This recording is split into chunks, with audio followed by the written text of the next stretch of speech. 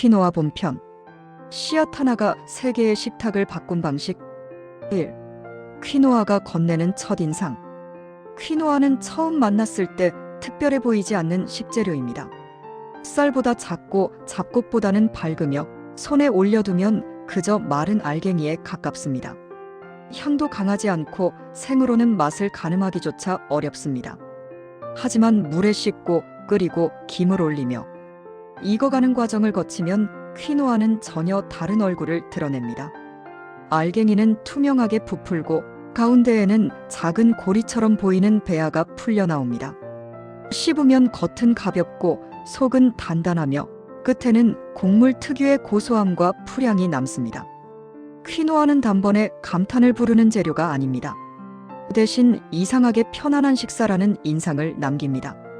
배는 차지만 무겁지 않고 포만감은 오래가지만 피로하지 않습니다. 이 조용한 균형이 퀴노아의 출발점입니다. 퀴노아의 기원. 안데스의 생존 곡물. 퀴노아의 고향은 남미 안데스 고원입니다. 해발 3000m가 넘는 지역, 낮과 밤의 기온차가 크고 토양이 척박한 환경에서 퀴노아는 수천 년 동안 사람들의 주식으로 살아남아 왔습니다. 잉카 문명에서는 퀴노아를 어머니의 곡물이라 불렀습니다. 옥수수보다 오래 저장할 수 있었고 고기 섭취가 어려운 환경에서도 중요한 영양 공급원이 되었기 때문입니다. 이 시기에 퀴노아는 슈퍼푸드도 트렌디한 식재료도 아니었습니다. 그저 살아남기 위한 음식이었습니다. 3. 곡물이 아닌 곡물. 퀴노아의 정체성.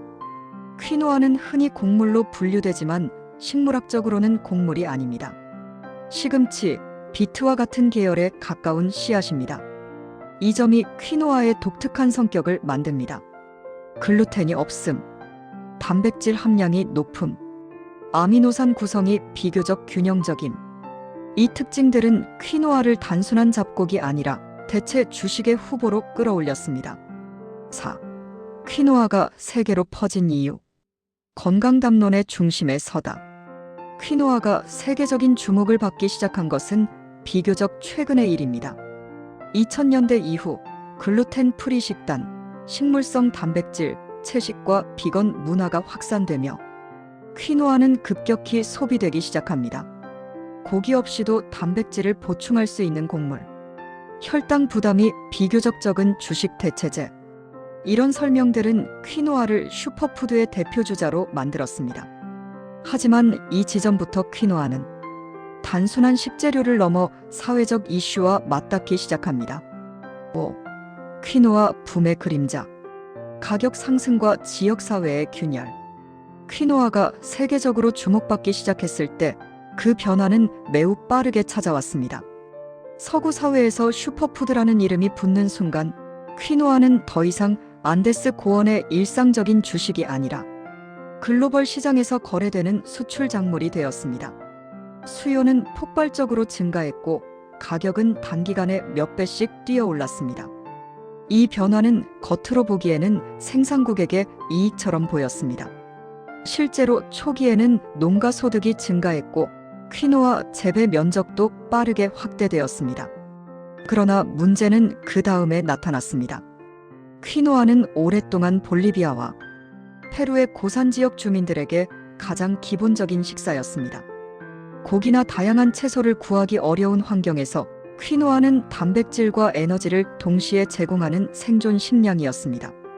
하지만 가격이 오르자 정작 현지 주민들은 자신들이 재배한 퀴노아를 먹지 못하고 더 저렴한 정제 탄수화물이나 수입식품으로 식단을 바꾸게 되었습니다. 아이러니하게도 세계인의 건강을 위한 음식이 생산지의 식탁에서는 사라지는 음식이 되는 상황이 벌어진 것입니다. 이 현상은 단순한 가격 문제를 넘어 식재료의 소유권과 소비 권력에 대한 질문으로 이어졌습니다. 누가 먹기 위해 생산하는가? 누구의 건강을 위해 유통되는가? 그리고 전통 식문화는 어디까지 보호받을 수 있는가? 퀴노아는 이 질문을 매우 직설적으로 드러낸 사례였습니다. 이후 국제사회와 일부 생산자 단체는 공정무역 구조를 도입하고 지역 소비를 일정 비율 유지하는 방식, 토양 황폐화를 막기 위한 윤작 시스템 등을 시도하기 시작했습니다. 하지만 이미 한 번 세계 시장용 작물로 재편된 구조를 되돌리는 일은 쉽지 않았습니다. 이 지점에서 퀴노아는 더 이상 단순한 슈퍼푸드가 아니었습니다. 퀴노아는 건강 담론이 지역사회에 어떤 영향을 미치는지를 보여주는 상징적인 식재료가 되었습니다. 그래서 퀴노아를 먹는다는 것은 단순히 영양 성분을 섭취하는 행위가 아니라 이 씨앗이 지나온 길과 지금 놓인 위치를 함께 떠올리는 일이기도 합니다. 퀴노아는 몸에 좋은 음식이지만 동시에 좋음이라는 기준이 얼마나 쉽게 한쪽으로 기울 수 있는지를 보여주는 조용한 증거이기도 합니다. 6. 퀴노아의 기본 성격. 씻는 과정에서 드러나는 진짜 모습. 퀴노아를 다룰 때 가장 중요한 과정은 세척입니다. 퀴노아 표면에는 사포닌이라는 성분이 있어 제대로 씻지 않으면 쓴맛이 남습니다. 이 과정은 단순한 조리 팁을 넘어 퀴노아의 성격을 보여줍니다. 퀴노아는 정성 없이 다가가면 쉽게 거부감을 드러내는 재료입니다. 반대로 기본만 지켜주면 매우 관대하게 맛을 내줍니다. 7. 조리된 퀴노아. 맛을 주장하지 않는 주식. 잘 조리된 퀴노아는 맛을 앞세우지 않습니다. 쌀처럼 중심을 잡지도 않고 보리처럼 개성을 드러내지도 않습니다. 그 대신 퀴노아는 접시 전체의 균형을 조정합니다. 샐러드에서는 포만감을 보완하고 수프에서는 질감을 정리하며 볶음에서는 재료 사이의 간격을 벌려줍니다. 퀴노아는 무엇을 먹었는지 기억나지 않는데 식사는 만족스러웠다는 인상을 남깁니다. 8. 조심해야 할 퀴노아의 사용법. 퀴노아는 건강한 이미지에 비해 의외로 조심해야 할 지점도 분명합니다. 과다 섭취 시 소화 부담. 섬유질에 민감한 사람에게는 복부 팽만. 이미 탄수화물이 많은 식단 위에 무분별한 추가. 퀴노아는 대체제로 빛나는 식재료이지 무조건 더하는 재료는 아닙니다. 쌀, 빵, 파스타 위에 또 얹을수록 건강해지는 구조는 아닙니다. 9. 퀴노아와 함께할 때 조심해야 할 조합. 좋은 음식의 과잉이 만들어내는 불균형. 퀴노아는 건강한 이미지가 매우 강한 식재료입니다. 그래서 오히려 가장 조심해야 할 점은 퀴노아를 무조건 좋은 음식으로 인식하는 태도입니다. 먼저 탄수화물의 중복입니다. 퀴노아는 쌀을 대체할 수 있는 식재료이지 쌀 위에 더하는 재료는 아닙니다. 밥, 빵, 파스타, 감자처럼 이미 탄수화물이 충분한 식단에 퀴노아를 추가하면 식사는 균형을 잃고 단순히 양만 늘어난 형태가 됩니다. 이때 퀴노아는 슈퍼푸드가 아니라 과잉된 에너지원이 됩니다. 다음은 고섬유질 식단과의 중첩입니다. 퀴노아는 섬유질 함량이 높은 편에 속합니다. 여기에 콩류, 렌틸, 병아리콩, 생채소가 많은 샐러드까지 한 접시에 모이면 장이 민감한 사람에게는 복부 팽만이나 불편함으로 이어질 수 있습니다. 몸에 좋다는 재료들이 서로를 방해하는 순간입니다. 지방이 많은 조합도 주의가 필요합니다. 퀴노아 자체는 기름지지 않지만 아보카도, 견과류, 치즈, 오일 드레싱과 함께 자주 사용됩니다. 이 조합은 맛과 포만감 면에서는 완성도가 높지만 습관적으로 반복될 경우 식사의 무게가 생각보다 빠르게 쌓입니다. 특히 가볍게 먹었다고 느끼기 쉬워 과식을 인지하기 어렵습니다. 또 하나는 단백질 보충에 대한 오해입니다. 퀴노아는 분명 단백질 함량이 높은 편이지만 완전한 단백질 공급원 하나로 식사를 구성하기에는 한계가 있습니다. 퀴노아만으로 단백질을 해결하려 하면 전체 섭취량이 늘어나고 소화 부담이 커질 수 있습니다. 이 경우에는 소량의 달걀, 생선, 두부 등과 나누어 역할을 분담하는 쪽이 훨씬 안정적입니다. 마지막으로 공복 섭취입니다. 퀴노아를 죽이나 음료 형태로 공복에 섭취하는 경우 사람에 따라 속이 더부룩하거나 메스꺼움을 느끼기도 합니다.